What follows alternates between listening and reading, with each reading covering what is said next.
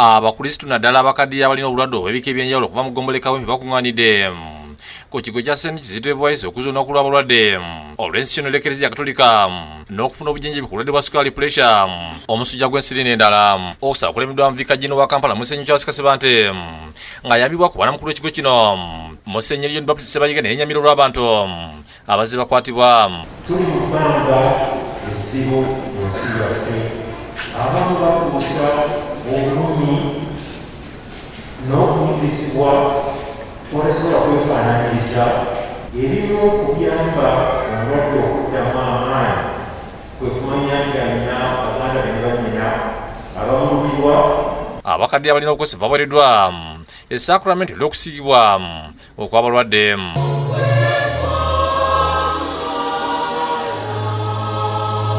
Ye Musenyeri Ssebayiga annyonnyodde amakulu ag'olunaku luno. Awo nno ffe twasazeewo nga tukuza olunaku luno okubawa obujjanjabi obw'obwereere, ate ekyokubiri n'okubasabira. Olw'ensonga nti abalwadde abasinga baba bakaddekadde babakulukulu n'abaana kozi abato abaliko obulemu, twasazeewo tujjanjabe blood pressure tugikebere ate tujjanjabe.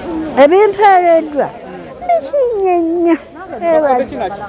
Bo bannaddiini bakubiriziddwa okujjukira abantu b'omuwendo abakolera eddiini okusobola okulaba nga ziyimirirawo bibadde ku Eklezia Amansi ne Mapeera mu isomero ly'Ekitebe mu kulamaga okujjukira abaminsana Amansi ne Mapeera abaleetako n'eddiini y'Obukatoliki. Reverend Father Richard Nyombi okuva mu kibiina kya White Fathers bwana mukulu w'ekigo ky'e Nabulagala yakulembera omumisa n'akuutira abantu okweyisa obulungi mu kisiibo.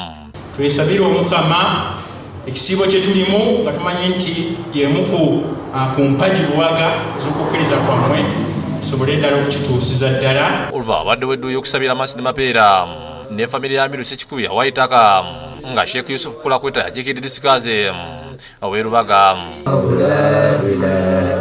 Muhammad Rasulullah sallallahu alaihi wasallam. Ku lwa famire omwogezi w'ekipi ky'ekisooka eky'amagye Meja Biralu Katamba ayogedde ku byafaayo by'ekifo ekyo.